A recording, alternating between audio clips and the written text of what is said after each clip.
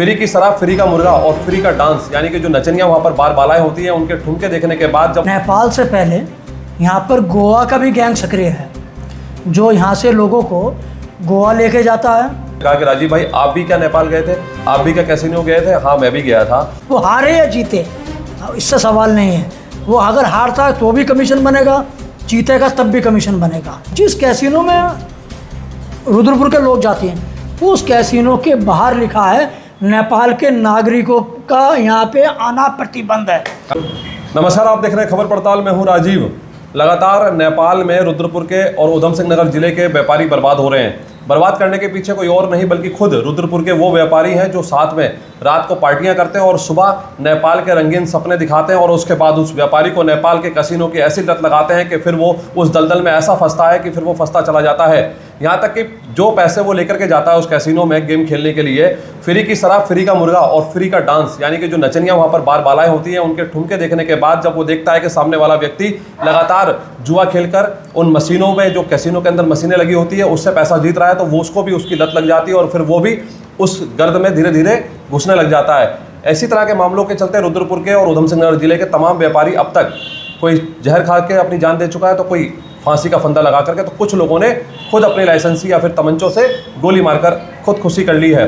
लगातार लोग बर्बाद हो रहे हैं, लेकिन बावजूद उसके चंद लोग यानी कि रुद्रपुर के कुछ व्यापारी जिन्होंने अपना काम धंधा व्यापार बंद कर दिया और अब वो ऐसे भोले भाले लोगों को, यार दोस्तों को नेपाल की लत लगा रहे हैं, क्योंकि उसकी एवज में उन्हें वहाँ से कमीशन मिलता है। यानी कि जिस गाड़ी से वो जितने लोगों को लेकर के जाएंगे गेम खिलाने के लिए, उतने लोगों का वहाँ पर कमीशन, प्लस वहाँ पर खाना पीना बिल्कुल फ्री। उसके बाद जब वो वहाँ से निकलेंगे तो उनको शराब की बोतल फ्री, प्लस जितना वो गेम खेलेगा उसका कमीशन उनको मिलता है।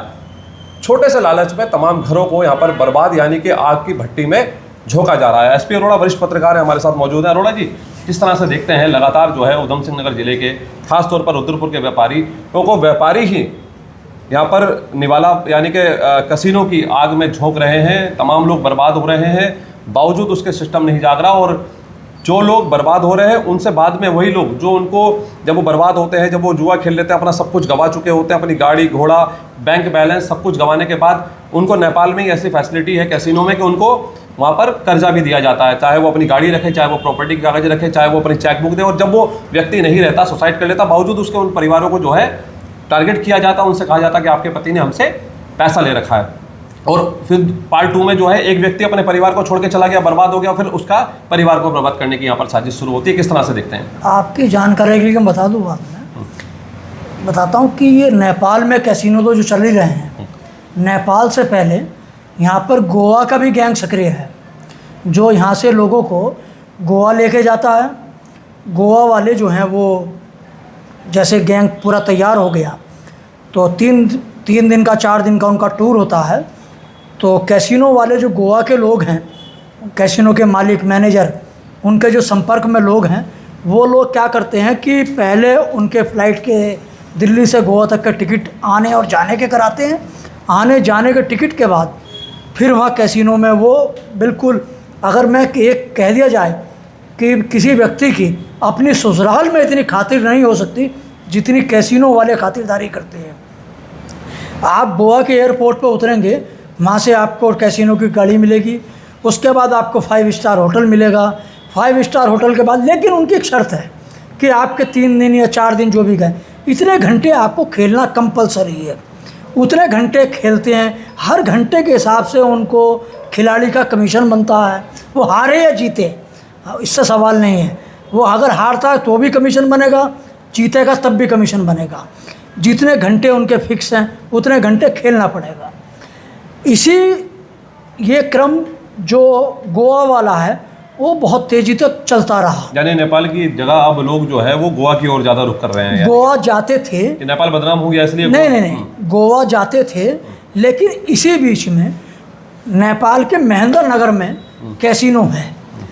तो महेंद्र नगर के कैसीनो मालिक जो हैं उन्होंने उधम सिंह नगर को निशाना बनाया, पैसा बहुत है, और प्रत्येक दिन 2 या 3 गाड़ी सुबह ठीक 8 बजे करीब वो रुद्रपुर में आ जाती हैं और 8:30 समथिंग यहाँ से निकलती हैं। टाइम फिक्स है उनका, और शायद नेपाल बॉर्डर खुलने का 10:30 और 11 के बीच में है, तो उसको 10:30 और 11 के बीच में जैसे गेट खुलता है उसको वो क्रॉस करती हैं और उसके बाद वो सब लोग चले जाते हैं। जिस कैसीनो में रुद्रपुर के लोग जाते हैं उस कैसीनो के बाहर लिखा है नेपाल के नागरिकों का यहाँ पे आना प्रतिबंध है, वो नहीं आ सकते। उनकी नेपाली आधार कार्ड बकायदा देखा जाता है, जो नए लोग आई कार्ड नहीं लिया, आधार कार्ड केवल जाता है, भारतीय केवल आधार कार्ड वहाँ देखते हैं और आधार कार्ड देखने के बाद वो एंट्री दे देते हैं।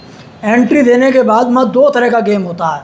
एक तो मशीनें हैं जिसको मशीनों से खेलना है, छोटा खेल खेलना है। उसके अलावा प्ले कार्ड रूम भी है। प्ले कार्ड रूम में वहाँ भी 2-3 टेबल हैं, 100 रुपये, 500 रुपये, 1000 रुपये वोट फ्लैश। उसमें भी क्या होता है, उनका जो कार्ड की गड्डी है वो उनका आदमी चलाता है। 5 लोग बैठे, 7 लोग बैठे, वो लगातार चलता रहता है। फिर शाम को जो निर्णय होता है, वो हार हो या जीत हो, वो दिन भर खाना पीना तो सब चलेगा ही। हार जाते हैं जब लगातार जाते रहते हैं तो वहाँ मैनेजर से जान पहचान हो जाती है, 1 लाख 2 लाख 5 लाख रुपए उधार भी मिल जाता है। फिर वो सिलसिला बढ़ता रहता है। अब वो कई बार होता है कि कुछ लोग जीत के आते हैं, कुछ लोग हार जाते हैं। जब कर्जा ज़्यादा हो जाता है तो उन परिस्थिति में फिर वो आदमी सुसाइड कर लेता है। उस काम में कुछ लोग अब चूँकि जो परमानेंट कई साल से जा रहे हैं उनके संपर्क में होते हैं, यारी दोस्ती होती है, चल नेपाल घुमा लाते हैं। 1-2 बार आदमी जाता है। जी, आपको लगता नहीं कच्चा लालच, यानी कि रुद्रपुर के कुछ लोग ऐसे हैं जो अपनी गाड़ी घोड़ों से लोगों को रोज सुबह 8 बजे यहाँ से लेकर के जाते हैं, 10 बजे नेपाल के अंदर एंट्री करा देते हैं, सिर्फ इसलिए कि जितने व्यक्ति को मैं अपनी गाड़ी से लेकर के जा रहा हूँ उतने लोगों का मुझे कमीशन मिलेगा, प्लस मुझे शराब मिलेगी, प्लस मेरा खाना पीना फ्री होगा, प्लस जितना ही खेलेंगे उसका मुझे कमीशन मिलेगा। ये लगता नहीं आपको कि चंद लालच की वजह से कुछ घरों को, कुछ परिवारों को जो है वो बर्बाद किया जाए? वो गाड़ी व्यापारियों की नहीं है रुद्रपुर के। मैं आपको नाम बता सकता हूँ। वो गाड़ी सुनिए मैं बता रहा हूँ। अरोड़ा जी सुनिए, एक मिनट जी, पहले आप बता दीजिए। वो गाड़ियाँ जो इंगेज हैं वो रुद्रपुर की हैं, उनका वो किराया जो है कैसीनो मालिक पर डे आने जाने का देते हैं। मैं भी तो वही कह रहा हूँ आपसे, मैं भी वही कह रहा हूँ कि पर व्यक्ति पहले क्या था, वो गाड़ी वहाँ से भेज रहे थे रोज, यहाँ से प्राइवेट बुकिंग कर रहे थे। उसके बाद ये जो लोग कैसीनो परमानेंट जाने वाले लोग हैं, इन लोगों ने अपनी गाड़ी जो है वो टैक्सी के रूप में इस्तेमाल करनी शुरू कर दी है। पर व्यक्ति उनके पास है और वो सब अब उसका आने जाने का कैसीनो का मालिक जो मैनेजर है वो पैसा देता है, और प्रति व्यक्ति जितना आदमी ले जाएंगे वो तो फिर उनका शेयर उसको मिलना ही मिलना है। यानी नेपाल बर्बाद नहीं कर रहा, भारत को भारतीय बर्बाद कर रहे हैं। उधम सिंह नगर के लोगों को उधम सिंह नगर के बर्बाद कर रहे हैं, रुद्रपुर के लोगों को रुद्रपुर के लोग बर्बाद कर रहे हैं।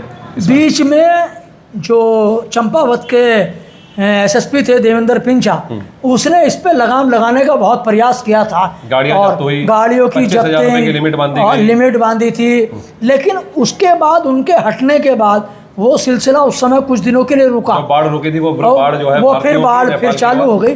अब जब वो पूरा सिलसिला चल रहा है तो वो अब ना तो उधम सिंह नगर पुलिस इस तरफ ध्यान देती है, आपने एक चीज कही थी ना चंपावत पुलिस। अरोड़ा जी आपने कहा कि नहीं नेपाल की गाड़ियों से ही भारतीयों को नेपाल ले जाया जा रहा है, जबकि रुद्रपुर के ऐसे पुराने कारोबारी हैं जिनकी पहले मोबाइल की और गेम्स की दुकान हुआ करती थी, जो इलाहाबाद बैंक में हुआ करती थी, वही लोग सबसे बड़ा रैकेट यहाँ पर चला रहे हैं। वही लोग भारतीय रुद्रपुर के अपने यार दोस्त, अपने साथ के कारोबारियों को ले जाकर के नेपाल की लत लगवा रहे हैं, नेपाल के अंदर कैसीनो में जुआ खिलवा रहे हैं। मैं नाम का भी खुलासा करूँगा क्योंकि मेरे पास वो तमाम साक्ष्य हैं, लेकिन हम इस बात से गुरेज नहीं कर सकते कि नेपाल ही भारत को बर्बाद कर रहा है, जबकि भारत ही भारतीयों को बर्बाद कर रहा है। यानी कि हम हमारे यार दोस्त, हमारे अपने लोग।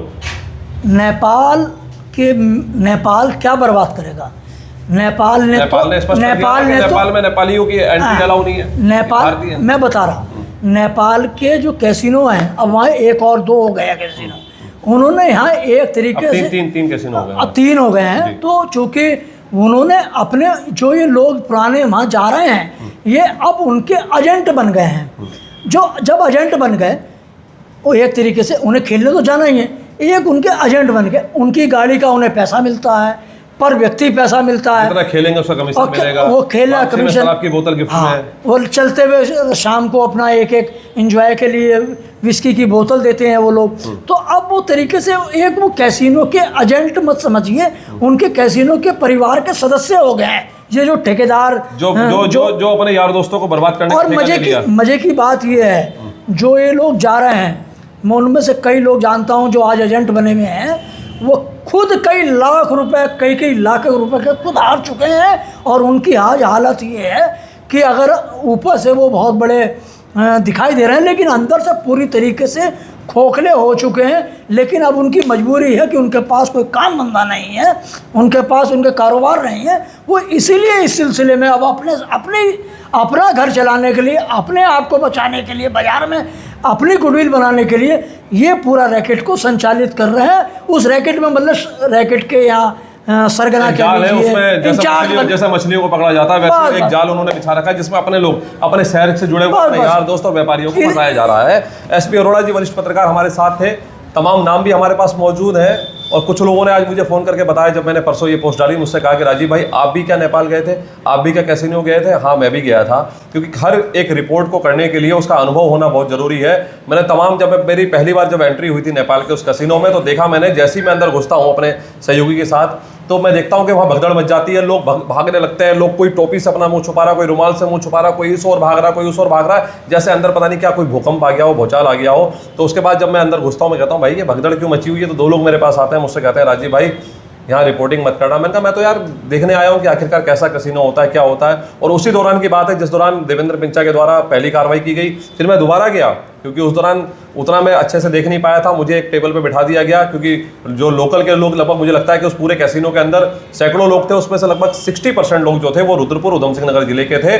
और उसके बाद मैं शांति के साथ बैठा रहा, फर्स्ट एक्सपीरियंस था, तो मुझे लगा कि कहीं मैं कोई ऐसा चीज़ें ना हो जाए जिससे मैं फंस जाऊँ। जब मैं दोबारा गया तो उस दौरान रोक भी लगा दी थी, मेरे फोटो वगैरह भी वहाँ चस्पा कर दिए थे कि इस आदमी को अंदर नहीं आने देना। लेकिन जैसे तैसे कर के मैं गया था, मुझे कुछ लोग ले गए थे, उनका नाम लेना उचित नहीं है। तो जब मैं दोबारा गया तो जाकर के फिर मैंने माहौल को देखा और समझा भी कि आखिरकार इस चकाचौंध जो अंदर एक, जो मतलब उसको होली कहेंगे, कितने बड़े हॉल के अंदर जो गेम चलता है उसमें कोई आबाद होने के लिए नहीं, सिर्फ और सिर्फ बर्बाद होने के लिए जाता है। ये सीरीज जारी है, और भी लोगों से बात करेंगे और इस पूरे रैकेट को भी खोलेंगे, कौन कौन से चेहरे हैं, कौन कौन से लोग हैं जो इस पूरे रैकेट को चला रहे हैं। मैंने कहा अभी एक रुद्रपुर की एक गली से एक गाड़ी 8 बजे तैयार होती है जो लोगों को लेकर के जाती है, सिर्फ कच्चा लालच एक कि जितने लोगों को लेके जाएंगे उतने लोगों का कमीशन मिलेगा, शाम को बोतल मिलेगी, जितना खेलेंगे उसका कमीशन मिलेगा। लेकिन एक आदमी ये नहीं दिखता कि वो अपना घर चलाने के लिए कितने परिवारों को बर्बाद कर रहा है।